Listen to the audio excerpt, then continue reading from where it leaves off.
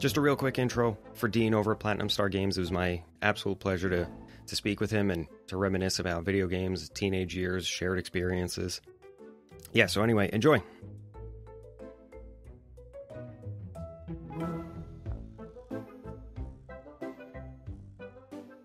All right, Dean. Thank you for joining me today. Absolutely. So, Platinum Star Games. Tell me a little bit more about how it started.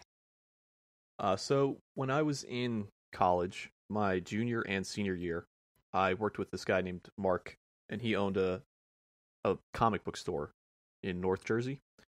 Okay. And working with him and learning a lot about the more business ownership side, it was just kind of something that I decided that I did want to do on my own. And then myself, I lost my job actually a few years ago. The place where I was working went out of business. I'm sorry. And my business partner, he lost his job as well. The place that he was working got sold. So we kind of came together and we were just sitting around one night. We were like, what if we just opened our own store? And then it took some time, but then we kind of just did that. Huh. That is a fascinating kind of origin story. Yeah. You know, like, well, what if we do this? Well, yeah. What do we have to do? So from start to finish, like conception to when it actually opened, about how long? It was about a year. Okay, so that's not a lot of time. Yeah. Like I learned a lot while I was in college, like I said. And we knew that we couldn't stay not working for too long. Yeah. So we didn't really have much of a choice where we had to move quickly if it was something we did in fact want to do. And we did face some setbacks as well. There was a couple months where we were going to open up at this location in Jackson, actually. Okay. And they told us that they were going to do this build out for us and all this stuff. And it was 3 months almost that went by. And then they said the owner just changed their mind. So and that was just reneged on the deal. Setback. Yeah. Wow. I mean, that's not unheard of. I've heard horror stories like that before, and 3 months is no small amount of time. No.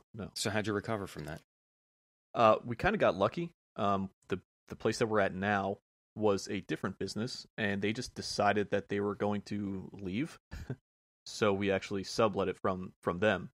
And the way that our store was situated, it was already set up where it felt like homey, kind of, based on what the previous business was. So it didn't take that much to change into a game store. Interesting. So what was the initial concept in games? Was it always going to be TCG and tabletop, or was it going to be LAN party-esque?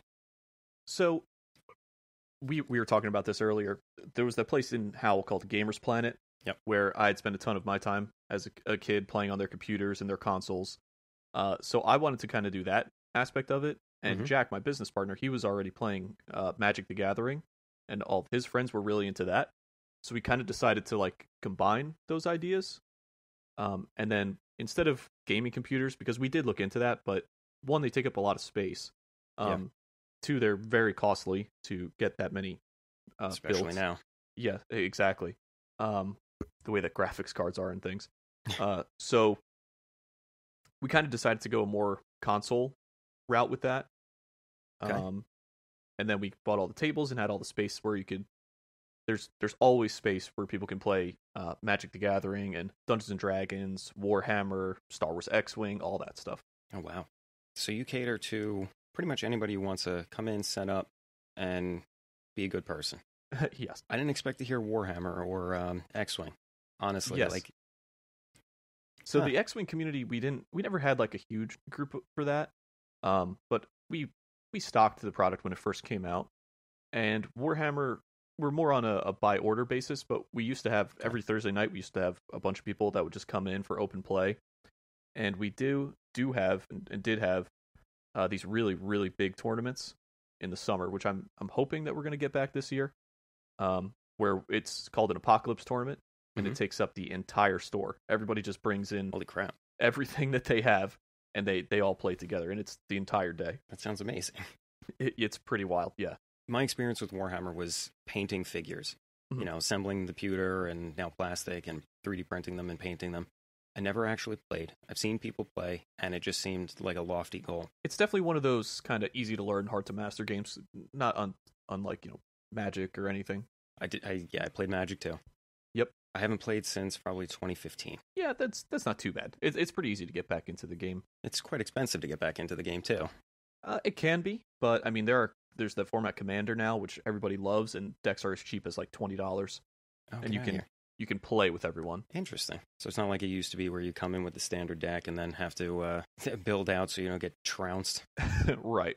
I mean, it's like any hobby. You can put a ton of money into it, or you could buy a $20 deck and just show up and have fun with your friends. That's true. I went to a couple drafts at some other places. I'm dotted all over New Jersey with friends, and I sucked at those. So I'm a bad example. Drafting is hard. I'll give you the secret. Just take all the flying creatures and removal, and then you're good to go. Fair enough. Fair enough. You'll never lose again. Okay, noted. I'm going to come to you for coaching. Sure. Let's see here. Well, you were talking about challenges before, like setbacks in opening. What about since you've been open? Well, obviously, COVID hit us pretty good because we were forced to close as a non-essential business. And what people, I think, didn't realize is, like, bills don't stop during those times. You still have to pay for electricity, and you still have to keep the heat on. You can't just let the place Still liable for your lease. Yep, all that, right. Lease, internet, you still pay for phone service. You're not going to turn any of that stuff off. So it was obviously quite costly to keep the place open with no cash flow whatsoever. We did sell some stuff online to try and like alleviate some of that, but it still was not easy. And even now, the Warhammer community hasn't really come back, and we don't really have the D&D games played there like we used to. We have some, and they are starting to come back as well. And now we have smaller Super Smash Brothers tournaments, and where people are still required to wear masks. We used to rent out the karate studio next door and have huge Smash tournaments. Oh yeah. Yeah, and now we haven't really been able to do that, and I'm not sure that we're going to be able to. So our tournaments have gotten a little bit smaller, but I hope everybody starts to get the itch to go out and get more comfortable. Test the water safely first, and then yes, and it's definitely happened where we had the Magic set, the Kamigawa Neon Dynasty came out a few weeks ago. We had a pretty large pre-release on Friday night, and then we had almost 20 people on Saturday also. Oh, wow. Yeah, so is that about average for Friday, or is that a release? So yeah, for our pre-release, we had, it was like 37 people. Wow. And yeah, we usually get around 40. Yeah, and what's occupancy? We have 2,600 square feet. Okay, so you're sizable. Yeah, so we have plenty of room. Okay, and we so had you can host, like, big, Yeah, for Super Smash, we would cap it at 128. And Throne of Eldraine, we have these like two kind of private-ish rooms, and we had so many people that we had rearranged those as well so that people could play in there. So kind of walk me through the layout of it, how you have it set up. Yep, so you walk in, first of all, a lot of game stores and these types of stores are usually like kind of darker, a little dingy maybe, but this place, when I saw it, and Jack as well, like we were like, all right, this is it, because we wanted a game store that was like bright and open, and when parents drop off their younger kids, they felt comfortable. So you walk in, big open layout. There's what used to be a displayed kitchen where we took all the cabinet doors off, so those are our shelves. Granite countertop. And then we have a functioning electric fireplace with a big TV over it. Big, comfy leather couch, and a whole lot of tables just in the front section.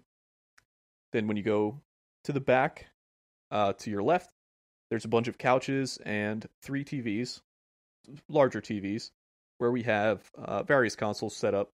Xbox One, there is a Wii U hooked up, a Retron 5 that can play a bunch of classic games, 360, all those. Nice. And then we have 2 rooms. One, we used to have VR. However, with the VR system, people would unplug it, move it around, and it became a real hassle to try to maintain it. So right now that's used for people to stream out of. and we stream our Smash tournaments on Wednesday nights, and we stream our Smash tournaments, our big Smash tournaments also. And then there's another private room, which kind of right now is just mostly storage, but we've had people play in there as well. We've had computers set up in there. And then our products, we have on the right wall is all of our video games, amiibos, controllers, accessories. So you function as retail also? Yes. Nice. Mm-hmm. Yeah, and at the front counter, we have all our loose Magic cards, loose Pokemon cards, and then behind the counter, of course, is all the boxes and sealed product. Interesting. So if people were going to bring like their frag box in and want to set up, that you have space for them. Yes. Yeah, we've had ideas for doing lock-ins again, like the Gamers Planet used to, and even just the other day, someone came in and was like, "Oh man, I used to go to the Gamers Planet." He's like, "You guys can totally do this stuff," and I was like, "Yep, that's that was a big part of where we got the idea from." Listen, the inspiration is there. Yep. I enjoyed going to the Gamers Planet. Yeah, it was a fun time. But oh yeah. At that time, I think they suffered from a little bit of, I don't know. The trend of games was very much go into your man cave in your hole and not really socialize. It was going away from that, participating online the way that you felt like it. Yeah, and it's kind of a shame because all gaming really, there's not a lot of couch co-op games left. Not anymore, no. And even when it comes to like racing games, which I love racing games, like half the time you look at it, and if you can't play with the person sitting next to you, I'm not buying that. Yeah, I was trying to think. Oh, Crystal Chronicles was the last one that my friends and I were excited for, and then that got delayed and it got reworked, and it's not co-op next to each other. It's only online, and it was just a no. It's a major factor. No, yeah. If everybody has to have a console to play the game, I don't know. And it's different. The LAN parties that we used to do, like everybody could sit at their own computer, but you hook them all up, a monitor, but everybody having to have their own $500 console and then buy your own $60 game, just kind of. Yeah, I definitely can see that. But and then you were streaming. What kind of streaming were you doing? So primarily we stream our Smash tournaments on Wednesday nights on Twitch, and then our big tournament gets streamed as well. And on March 26th, our big monthly Smash tournament is most likely going to be streamed on one of the bigger Smash streaming platforms, Nice. VGBC. That's a big one. Yeah. So if that happens, we're going to get a lot more views than normal, a lot more names will see that. I mean, not that we don't have the names anyways. I mean, we've had Nairo, Tweak, DeBuzz, all those guys at the store before. Yep. Nice. That's fantastic. Do you do any reach outs like that? Trying to get people in as kind of a, like an event, a signing, maybe not a signing, like a chat and BS? Sometimes they kind of just show up on their own. And the context of who we have, Master Hand Gaming, they know all those guys, and so they kind of bring them in for us. Interesting. Mm-hmm. But yeah, when Nairos was there, he, very cool guy. He'll talk to anyone. He sat down and people lined up and they could play with him. So yeah, I don't know if I would talk with him. I don't know if I would do that. Yeah. Like, oh, let me get wrecked in 30 seconds. Yeah. The skill gap is pretty insane for games like that, but it's still Smash a Brothers, cool experience. It is. And Smash Brothers is one of those games where you think you're good, and then you face the next level, and you're not good. Yeah, I definitely remember when I was younger playing Super Smash Brothers Brawl, and it's like, oh, I'm so good, and then you go to a tournament and you get absolutely destroyed, and you're like, well, I was not as good as I thought. I didn't even make it past first round. Awesome. Yeah. When I got to college, though, I was pretty good. I did all right at our little local tournaments. Nice. So, do you compete in the tournaments? How do you run it? Not anymore. No. Okay. No, I just facilitate. There you go. Mm-hmm. It's a means that I would use to save my pride. Mm-hmm. Yeah, exactly. And I've played with some of the guys, and I know I could beat a few of them, but for the most part, I would not. The results would not be the best. So now, do you work with any partners to set these up? Yeah, so the Smash tournaments, like I said, is Master Hand Gaming. Mm-hmm. They come in and they help us out with that. And then the other little internal tournaments is just whatever we do. Okay. And forgive me for stuttering. D&D, you said you were hosting those, and the community hasn't really bounced back like it did. Yeah, so we do have a couple groups that have come back now, Okay. and it's probably on us a little bit. We have this thing, and D&D has this thing. It's called the Adventures League, and it's preset basically, and it's meant for people that maybe they want to play D&D, but they can't really play every week, or they're just learning D&D, or even they're experienced, but they want to just try and play every once in a while. Okay. So that's really good for the whole spectrum of players. And then we'll have like the house DM basically, and they facilitate the story and help people with their characters and all that stuff. So it was actually something really good that Wizards installed. Yeah, and people can come to you knowing nothing and then get started. Yep. Have you ever streamed any of those? No, we haven't. We've thought about it, and we do have a person that comes to the store pretty regularly who has the camera equipment to do so. Mm-hmm. And we were we were recording like when we were playing Magic and things like that. So that's definitely something that we could do in the future. Yeah, it's definitely something that I've seen become a lot more popular recently, especially now. Mm-hmm. Yeah, with the Critical Role and the show that they have on Amazon now. So, and Stranger Things really brought D&D back for a lot of people also. Yeah, you would never think that, but now all of a sudden pop culture again. Yep. The last time I played was a long time ago. I played Vampire Masquerade not too long ago, probably 2014, 2015. Gotcha. That was fun. It wasn't the same. It felt familiar. But yeah, it's ever evolving. Yeah. That one was a little bit weirder. Yeah, now they have the ones where they mix with the world of Magic the Gathering and stuff, so. And then, didn't Magic just do a Street Fighter mashup? Yes, one of their secret layers. Yeah, that's hilarious. Mm-hmm. There's going to be a set coming out that's mixed with Lord of the Rings also. And there's going to be back into Magic? Yeah, and there's going to be an entire Commander deck that's Magic with Warhammer as well. Magic is it's Wizards owned still, right? Yes, Wizards of the Coast and Hasbro. Okay, and then Wizards has Warhammer as well, if I recall. So they're just kind of flexing out, see what they could get into. Yeah. The more the more different audiences you target. That's how this whole secret lair thing with they started with The Walking Dead, which people weren't necessarily the biggest fans of that. I didn't even know they did that. Yeah, and now they have Stranger Things and Street Fighter and Arcane, the League of Legends show. Huh, it's funny how that branches out. Okay, so what are the plans, not concrete, but things you want to do in the coming year? Well, I want it to, especially come summertime, I'm going to hope that we can bring back Warhammer and make that a little bit more consistent for those guys, because I'm sure they've been looking for a home. Yeah.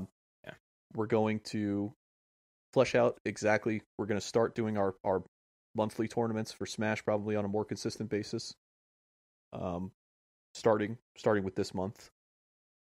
And then we are going to, I'm working with someone who does have the film equipment, like I said, and we're going to figure out what content we're going to start filming and putting out there, what platform, all that stuff.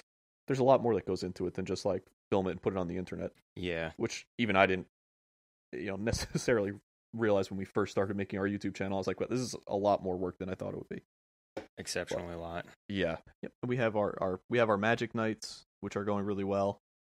And then, especially in the summertime, they'll only get busier. So I think a lot of things are going to start changing, getting a little bit more busy. Oh yeah. At least I hope. Yeah, and things are starting to feel more normal though. Yeah. So how did it feel for you guys when you got the okay to open up? Masks in person, be safe, social distance. How'd you handle it? Yeah. So, like you said, when we first opened, it was basically just pick up. If you wanted something, message us. Come, we'll get it to you one way or another. And then a few people would hang out, and wear masks, stay away from each other. That whole deal. And then it kind of just happened naturally. People get more comfortable, and then people would play games together at the same table, or we'd put two tables in between people. And then once at the end there, when people were getting that extra money, and the fact that a lot of people got back into collecting stuff and back into retro stuff while everything was shut down, Mm-hmm. That kind of helped us in a way, because a lot of the stuff became more expensive that we had already owned for a while. Oh, so now you're talking about more profit. So yeah, at least we were able to get a little bit more profit out of some of our older games and consoles and things like that. And Pokemon cards, that whole craze went insane. So yeah. that market's starting to level out now also, which is good and bad. It's good for, the general collector that wants to collect.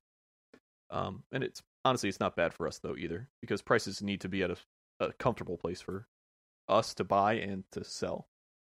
Yeah, you could choke yourself to death with the novelty, the hyper novelty as it goes. Exactly.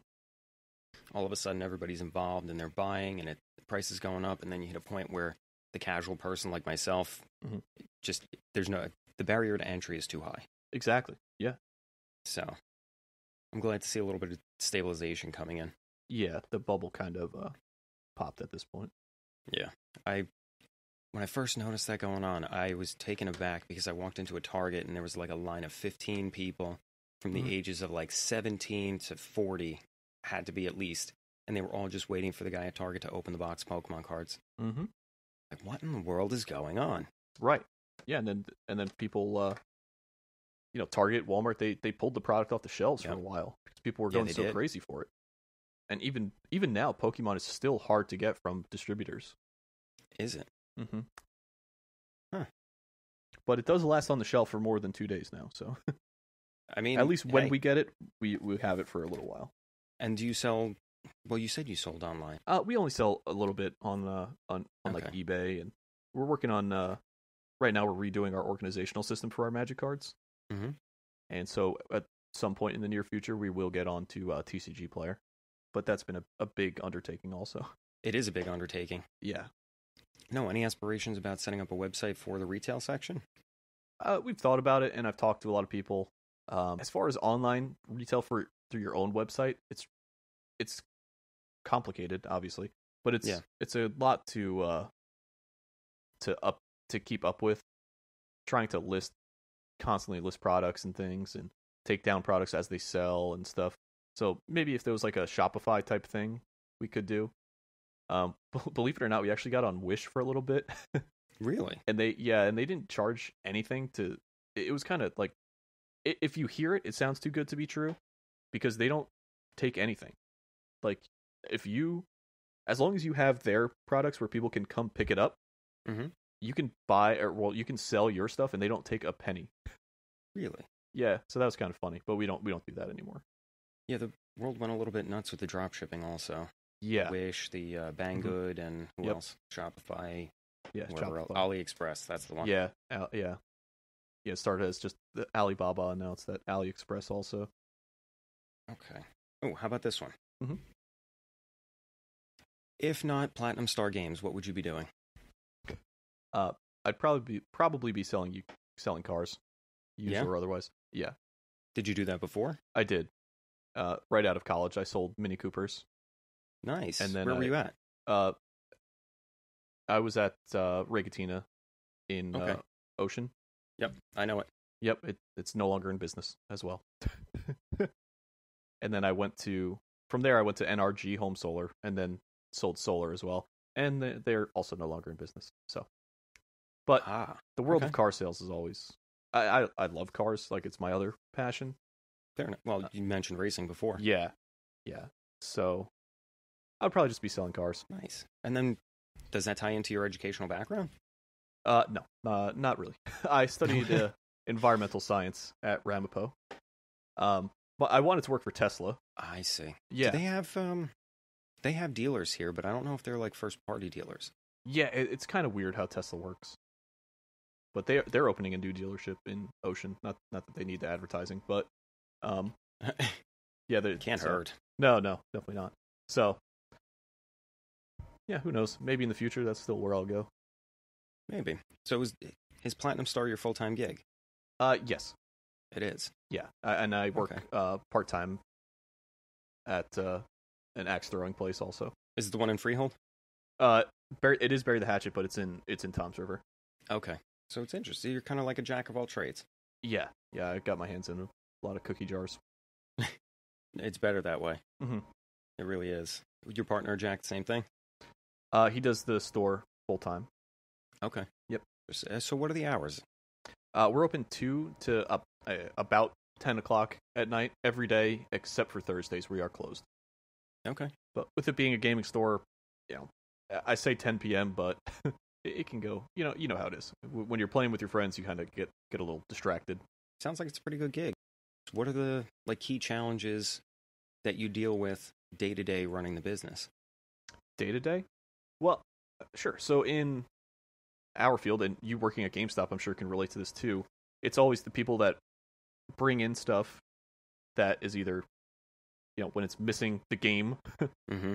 or when they have a console that they're like, oh yeah, it works, and it doesn't, or the broken controllers, and the same thing we face with Magic cards, where people bring in 1,000 Magic cards, and they're like, here, can I trade these in? And it's like, it's 11 cents, dude. Yeah, exactly. But then people are like, but I have some cards in there that are worth this and that. And it's like, well, you have to, if you want me to take in a massive collection, I'm not going to take the time to sit there and go through them all. Some people understand that, some people don't. And then with Pokemon, where it was kind of a similar situation, although the prices have gone so crazy for some cards, then people bring in this, $1,000 Charizard, and they're like, okay, well, I want $1,000 for it. And it's like, well, it's not really how this works.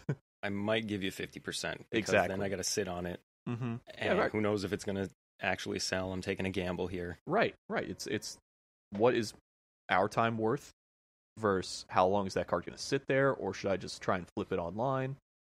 And the thing is, everybody has access to a lot more now than we did when we were younger, trading and selling games and cards. There's so many resources. So everybody knows exactly what their product is worth. And then the other problem is eBay, where people can list a 12-cent Pokemon card for $1,000. And just because it's listed for that doesn't mean it's going to sell for that. But it's really hard to explain that to people sometimes. Yep, I've seen that in other things, other fields. Well, yeah. And then it becomes your fault. And you kind of got to just wish them well and, have a good one. I'm sorry I can't help you. Yeah. And then, there's also people, this older gentleman came in, he had sports cards, which we don't deal with, but he had some Pokemon cards, and I was like, this is what I can do for you, and he's like, well, I bet that's 50%, and I was like, yeah, and he's like, okay. I was like, great, thank you. Like, some people get it, they're like, yeah, we know, you got to sit on these cards, you got to sleeve them up, you got to make sure they're in the right condition, and you got to get them to the people that want some of those higher end cards. And it's not always the easiest. People don't walk in every day wanting a $700 card. No. I mean, I could tell you building out a deck in 2013, standard, what was it? Red, white. I think it was just red and white. Mm-hmm. The premier card in the deck, they were $25 each, and that hurt. Yeah. It's not like I didn't budget for it, but it was most of the budget for the deck. Yeah. And the problem with the format you're referring to is standard. Those cards are very expensive, and you need them right then. Yep. And a lot of times, once that format or once that deck is no longer played or those cards rotate out, they become worth almost nothing. And sometimes it hurts your wallet. It does hurt your wallet, and especially trying to play standard, trying to play competitive. Yeah. You got, 2 years tops? And then, I don't know. You can wind up going to the tournament, and no, we banned that card because, community rules say it's overpowered. Yeah. Well, that's what happened with Throne of Eldraine. I mean, there was more cards banned out of that set than I think it was like the 6 previous sets combined. Really ramped it up a little too hard. Yeah. Well, actually, today is March 3rd, which is a Oko day, they said, because it's a 3/3. I don't know. Were you familiar with that card, the Planeswalker Oko? No. So a 3-mana Planeswalker that can turn any creature or artifact into a 3/3 elk with no other abilities as a plus on him. That takes me back. I gotta come visit. Yeah, absolutely. And so many people have shifted over to Commander just because you can use cards from the beginning of time as far as Magic is concerned. So your standard deck that you used to have that, unless you used to like Golos, but if you like the Gates thing and you could do that. If you only have cards from, you played 20 years ago, well, you could probably still put a deck together. Interesting. It's really cool. And I grew up I played mostly Pokemon when I was younger. Yeah. Oh, you get along with my wife. Yeah. So, and then I would go to a few tournaments and stuff like that. And I never really got into the Magic scene, so it's interesting to see how they differ, because Pokemon has like an extended format, but nobody plays it. But Magic, I mean, if I had cards, which I do have a few cards just from collecting when I was a kid, and you want to throw those into a deck now and play, like, you can do that, and it's pretty cool. The format that a lot of people were getting into when I was getting out, that was kind of like, that was EDH. Yep, yeah, same thing. Yep. EDH Commander, same thing. Yep. Oh, so they're just calling it Commander now. Yeah. It started as EDH because that was Elder Dragon Highlander. So now they've just changed it to, you can use any legendary creature. It doesn't have to be one of the Elder Dragons as your commander. Oh, I could sit here and talk to you for hours about that. Yeah. Oh, yeah. And then come in and play Smash. Smash, Magic, Pokemon. Okay. All right, Dean, we'll wrap that up there. If there's anything you want to plug, you can plug it. I'll put it in. Like I said, our next big Smash tournament will be March 26th.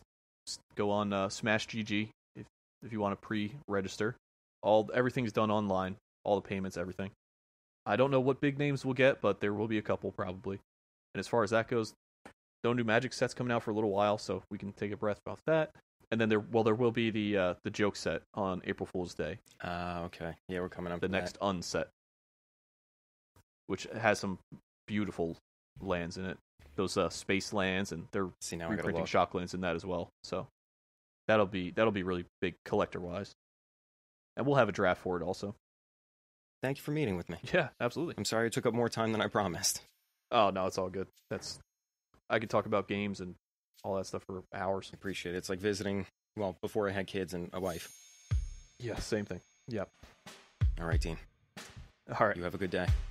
Thanks, you too. No worries. Bye-bye.